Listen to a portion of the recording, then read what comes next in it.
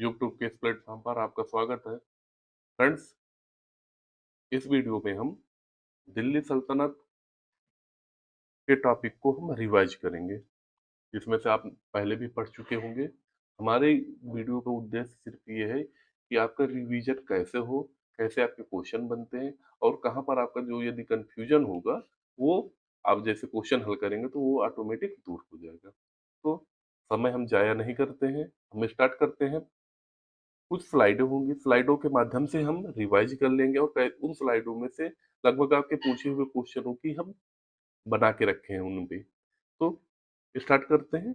पहला जो क्वेश्चन है, कह रहा है कि आपका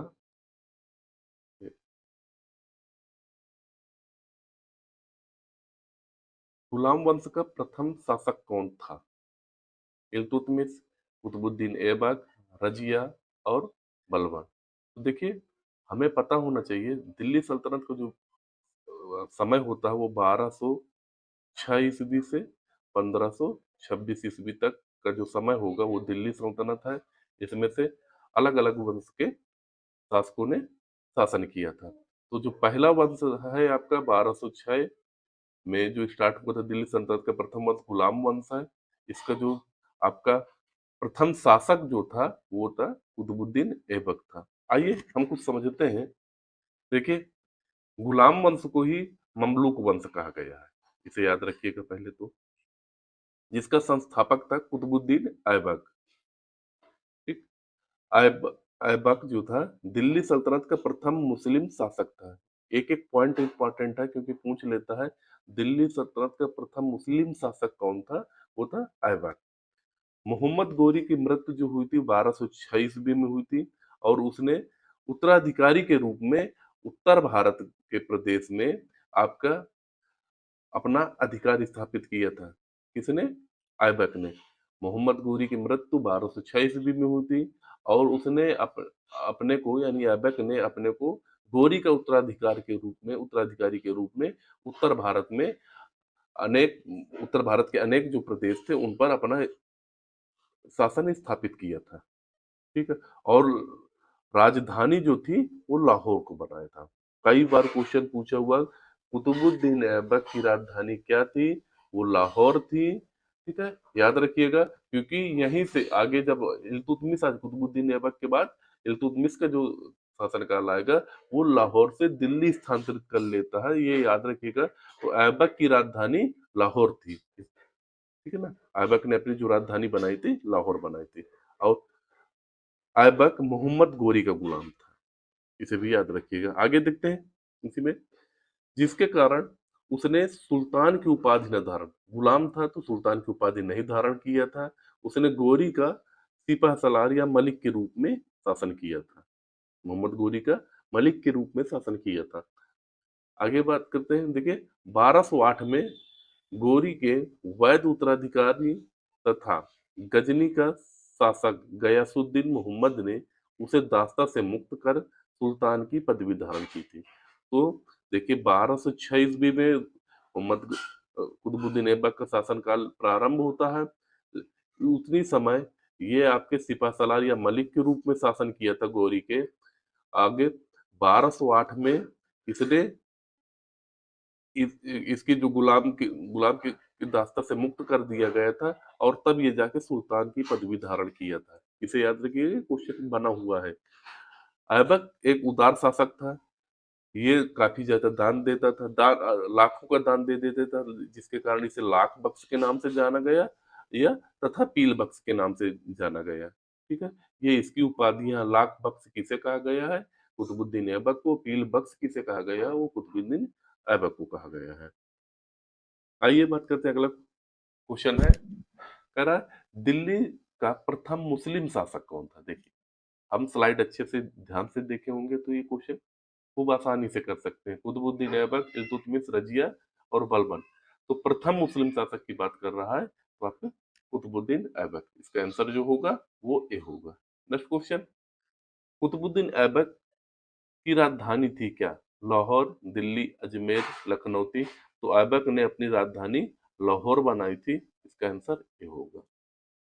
नेक्स्ट क्वेश्चन, कह रहा है दिल्ली सल्तनत का कौन सा सुल्तान लाख बख्श के नाम से जाना जाता है? तो आपका इल्तुतमिश, बलबन, मोहम्मद बिन तुगलक और कुतुबुद्दीन ऐबक। तो ऐबक को ही लाख बख्श के नाम से, लाख बख्श तथा पील बख्श के नाम से जाना जाता है। तो इसका आंसर जो होगा वो डी होगा। नेक्स्ट क्वेश्चन, निम्नलिखित में से किसने पंजाब के लिए कुतुबुद्दीन ऐबक से संघर्ष किया?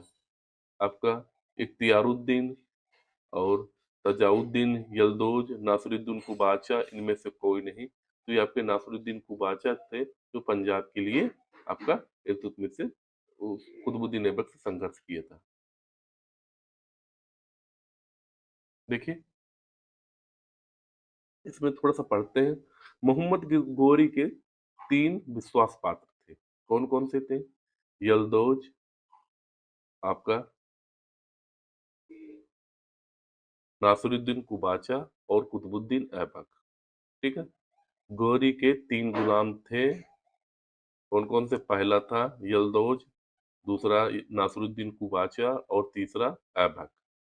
घोरी के मृत्यु के बाद यल्दौज, ये क्वेश्चन पूछा हुए हैं, बहुत बहुत डीप में आपका पूछा हुआ है। यल्दौज को गजनी का प्रदेश मिला था, कुबाचा को सिंध व मुल्तान मिला था और ऐबक को उत्तर भारत के प्रांत मिले थे कि शासन करने के लिए। ऐबक के समय यल्दौज अपने आप को गौरी का वास्तविक उत्तराधिकारी मानने लगा था और पंजाब पर आक्रमण कर दिया था, लेकिन कुतुबुद्दीन ऐबक ने उसे पराजित कर दिया था। तो यहाँ पर आंसर जो होगा आपका यल्दौज, यानी सॉरी बी न बी बी होगा। यल्दौज ने पंजाब पर आक्रमण किया था और उसे कुतुबुद्दीन ऐबक ने पराजित किया था। तो इस स्लाइड से हमें क्या जानकारी मिली? देखिए मोहम्मद गोरी के 3 विश्वास पात्र जो गुलाम थे कौन थे? यल्दौज था, नासिरुद्दीन कुबाचा था और कुतुबुद्दीन ऐबक था। मोहम्मद गोरी ने जब मृत्यु हुई तो उसकी यल्दौज को मिला था गजनी का प्रांत, कुबाचा को सिंध का प्रांत सिंध व मुल्तान मिला था और ऐबक को उत्तर भारत के प्रांत मिले थे। यल्दौज जो था ये अपने आप को क्योंकि गजनी का प्रांत पाया था ये अब कुतुबुद्दीन यल्दौज जो था आपका गजनी का प्रांत पाने के कारण ये मोहम्मद गोरी का वास्तविक उत्तराधिकारी बनने का प्रयास कर रहा था कि बाकी इन यानी आपका कुबाचा, नासिरुद्दीन कुबाचा और कुतुबुद्दीन ऐबक को पराजित करना चाह रहा था और ये गौरी के पूरे साम्राज्य पर अपना अपना अधिकार चाह रहा था, अपना अधिकार मनवाना चाह रहा था। तो इसने क्या किया? पंजाब पर आक्रमण कर दिया। उस समय कुतुबुद्दीन ऐबक ने इसे पराजित कर दिया था। 1208 1208 में कुछ समय के लिए गजनी पर भी अधिकार कर लिया था ऐबक ने, लेकिन परिस्थितियां उसके अनुकूल न होने के कारण गजनी छोड़कर वापस पुनः लाहौर आ गया था। कुतुबुद्दीन ऐबक एक तुर्क शासक था, याद रखिएगा, जिसने पोलो खेल का भी प्रचलन करवाया। क्वेश्चन पूछा हुआ पोलो खेल भारत में कब से आया था? दिल्ली सल्तनत के समय आया था। किसने प्रचलित करवाया था? कुतुबुद्दीन ऐबक ने। ठीक है। कुतुबुद्दीन ऐबक की मृत्यु 1210 ईस्वी में लाहौर में चौगान खेलते समय घोड़े से गिरकर हो गई थी। ठीक है। आइए क्वेश्चनों को अब हल करते हैं। भारत में पोलो खेल का प्रचलन किसने कराया था? यूनानियों ने, तुर्कों ने, अंग्रेजों ने, गुलामों ने, मुगलों ने? तो आपके तुर्कों ने कराया था। ठीक है। इसका आंसर जो होगा वो सी होगा। प्रथम इलबारी शासक कौन था? इल्तुतमिश, बलबन, ऐबक, गियासुद्दीन? तो प्रथम इलबारी शासक जो था वो आपका इल्तुतमिश था। आइए इसके बारे में हम थोड़ा सा पढ़ते हैं। देखिए इल्तुतमिश प्रथम इलबारी तुर्क शासक था। आरपी त्रिपाठी के अनुसार इल्तुतमिश को ही दिल्ली का वास्तविक संस्थापक माना जाता है। इसको बिल्कुल याद रखिएगा। जब दिल्ली के संस्थापक की बात करेंगे तो हम ऐबक की बात करेंगे, लेकिन आरपी त्रिपाठी के अनुसार दिल्ली का वास्तविक जो संस्थापक था वो इल्तुतमिश को ही माना जाता है। इल्तुतमिश ने दिल्ली में 1211 से लेकर के 1236 तक शासन किया था। ठीक है। इल्तुतमिश शासन बनने के बाद अपनी जो राजधानी लाहौर से दिल्ली स्थानांतरित की थी। हमने आपको पहले भी बताया था। इल्तुतमिश जो था, कुतुबुद्दीन ऐबक का दास था। यहाँ से एक क्वेश्चन, इस पॉइंट से क्वेश्चन देखिए, इल्तुतमिश को ही गुलामों का गुलाम कहा जाता था क्योंकि कुतुबुद्दीन ऐबक खुद गुलाम था मोहम्मद गोरी का, और इसका गुलाम आपका इल्तुतमिश था, जिसने यानी ऐबक ने दिल्ली में 1 लाख जीतल देकर इसे खरीदा था। ऐबक मोहम्मद गोरी का गुलाम था। इसी कारण इल्तुतमिश को गुलामों का गुलाम कहा गया। अभी जस्ट हमने आपको बताया। इल्तुतमिश दिल्ली सल्तनत, ये यहाँ से देखिएगा ये पॉइंट, इल्तुतमिश दिल्ली सल्तनत का प्रथम वैधानिक सुल्तान था क्योंकि 1229 में उसने बगदाद के खलीफा अल मुतसनईस बिल्लाह मंसूर से आपके पद की स्वीकृति प्राप्त की थी। धार्मिक एवं राजनीतिक मान्यता का अधिकार पत्र प्राप्त किया।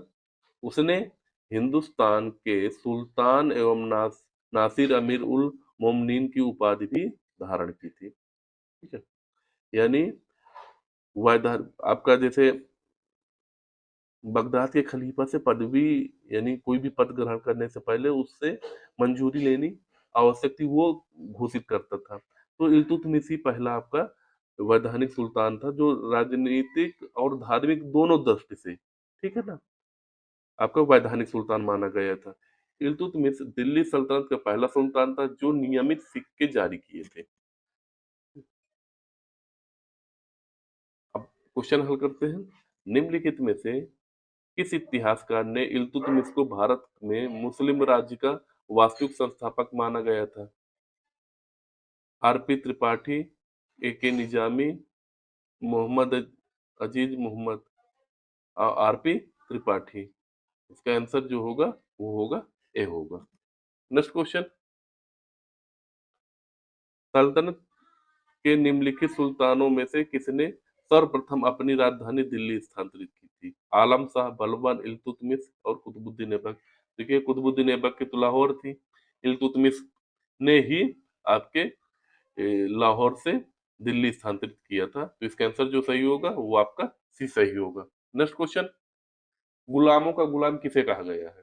तो आपको इल्तुतमिश को ही गुलामों का गुलाम कहा गया है क्योंकि अब कुतुबुद्दीन ऐबक ने इसे खरीदा था और कुतुबुद्दीन ऐबक खुद गुलाम था गोरी का। ठीक है, नेक्स्ट क्वेश्चन, दिल्ली सल्तनत का प्रथम वैधानिक सुल्तान कौन था? ऐबक, इल्तुतमिश, मोहम्मद गोरी या इनमें से कोई नहीं? तो आपका इल्तुतमिश को ही दिल्ली का प्रथम वैधानिक सुल्तान माना जाता है क्योंकि इसी ने 1228-29 में आपका बगदाद के खलीफा से पद की स्वीकृति प्राप्त किया था। इसका आंसर जो होगा वो आपका बी होगा। दिल्ली का वह प्रथम सुल्तान कौन था जिसने नियमित सिक्के जारी किए तथा दिल्ली को अपने साम्राज्य की राजधानी घोषित किया? तो आपका इल्तुतमिश ही दिल्ली का प्रथम सुल्तान था जिसने नियमित सिक्के जारी किया। उन सिक्कों को जीतल टाका कहा गया था। ठीक है ना, उसके बारे में हम आगे क्वेश्चनों में हम हल करेंगे, उसके भी जिक्र करेंगे। तो जिसने नियमित सिक्के जारी कराए और साम्राज्य दिल्ली को साम्राज्य की राजधानी घोषित किया था। इसका आंसर जो होगा बी होगा। नेक्स्ट क्वेश्चन, निम्नलिखित में से किस सुल्तान ने खलीफा से हिल्लत यानी पद की स्वीकृति प्राप्त किया? सुल्तान कुतुबुद्दीन, सुल्तान इल्तुतमिश, सुल्तान रजिया और सुल्तान गयासुद्दीन बलबन। तो आपका सुल्तान इल्तुतमिश ही आपके उस पद की स्वीकृति प्राप्त किया था, बाकी इनमें से कोई आपके बगदाद के खलीफा से पद की स्वीकृति नहीं प्राप्त किया। तो इसका जो आंसर जो होगा वो आपका बी होगा। नि, निजामुद्दीन जुनैदी वजीर था, मोजुद्दीन गोरी का, कुतुबुद्दीन ऐबक का, इल्तुतमिश का, बलबन का? तो आइए इसके बारे में पढ़ते हैं हम। तो इल्तुतमिश का ही है। निजामुद्दीन जुनैदी इल्तुतमिश का वजीर था और एक योग्य शासक भी था। इल्तुतमिश की मृत्यु के बाद जुनैदी उसके पुत्र जो था फिरोज का भी वजीर नियुक्त हुआ था। ठीक है, रजिया के शासनकाल के बाद जुनैदी ने उसके विरुद्ध षड्यंत्र किया था, क्योंकि महिला को देखिए इल्तुतमिश के बाद उसका पुत्र फिरोज शाह तुगलक, फिरोज आपका शासक बना था। उसके बाद रजिया आपका योग्य उत्तराधिकारी थी, तो रजिया आपका शासन करने लगी, जिसके विरोध में ये जुनैदी था, ठीक है। किंतु अंततः इस गुट की पराजय हुई। जुनैदी के स्थान पर अपने विश्वासपात ख्वाजा मुहाजिद्दीन को रजिया ने वजीर के रूप में बनाया था। जुनैदी जो था, याद रखिएगा इसके बारे में, ये इल्तुतमिश का भी वजीर था। निजामुद्दीन जुनैदी इल्तुतमिश का वजीर था। इसकी मृत्यु के बाद इसके पुत्र का भी वजीर बना था। रजिया योग्य शासक थी, पुत्र को अपदस्थ किया था, और उसके विरोध में निजामुद्दीन जुनैदी था। तो बाद में हुआ क्या, इस गुट की जो पराजय हो गई थी और इसको अपने वजीर के पद से हटा करके रजिया ने मुहाजुद्दीन को आपका वजीर का पद दिया था। नेक्स्ट क्वेश्चन, निम्नलिखित में से किस सुल्तान ने ईरान की राजतंत्री परंपराओं को ग्रहण किया तथा उन्हें भारतीय वातावरण में समन्वित किया? इल्तुतमिश, रुकनुद्दीन फिरोज शाह, अलाउद्दीन और गियासुद्दीन तुगलक। तो इसमें आपका इल्तुतमिश था, जो ईरानी परंपराओं को ग्रहण किया था, यहाँ तक कि ईरान के शासकों के नाम पर अपने बच्चों को नाम भी रखाया था। देखिए, इल्तुतमिश ने ईरानी यानी फारसी राजतंत्री परंपराओं को ग्रहण किया, उन्हें भारतीय वातावरण के अनुकूल समन्वित किया। अलाउद्दीन खिलजी, इसमें एक पॉइंट याद रखिएगा, अलाउद्दीन खिलजी अधिराजत्व में विश्वास करता था, ना कि संप्रभुत्व में विश्वास करता था। इल्तुतमिश ने नागौर यानी राजस्थान में अतार्किन का दरवाजा बनवाया था। अतार्किन का दरवाजा यदि बात करेंगे तो किसने बनवाया था? इल्तुतमिश ने। ये कहाँ पर है? राजस्थान में है। चंगेज खां का मूल नाम क्या था? चंगेज खां का जो पहला आक्रमण हुआ था वो इल्तुतमिश के शासनकाल पर हुआ था, 1215 ईस्वी में हुआ था। याद रखिएगा इसे। हसूल खान, एसुगई, तेमुचिन, ओगदी। तो चंगेज खां का वो वास्तविक नाम जो था वो आपका तेमुचिन था। Answer C. देखिए, चंगेज खां का जो जन्म हुआ था 1162 ईस्वी के आसपास मंगोलिया के क्षेत्र में हुआ था। इसका नाम जो वास्तविक नाम था तेमुचिन था। इल्तुतमिश के समय में ही आपका चंगेज खां ने आक्रमण किया था। चंगेज खां ईरानी राजकुमार जलालुद्दीन मंगबरी का पीछा करते हुए सिंध नदी तक आया, और यहाँ से इल्तुतमिश ने मंगबरी की सहायता न करके दिल्ली सल्तनत को मंगोल आक्रमण से बचाया। ठीक है भाई, आपका चंगेज खां की दुश्मनी मंगबरी से थी, उसको खेद रहा था, तो चंगेज खां मंगबरिया कहाँ तक आए? सिंधु नदी के तट पर आए। सोचा कि इल्तुतमिश मदद करेंगे, लेकिन इन्होंने किसी भी प्रकार से मदद करने से मना कर दिया। जब मदद नहीं किया तो इनका इनका कोई विरोध आपस में नहीं हुआ।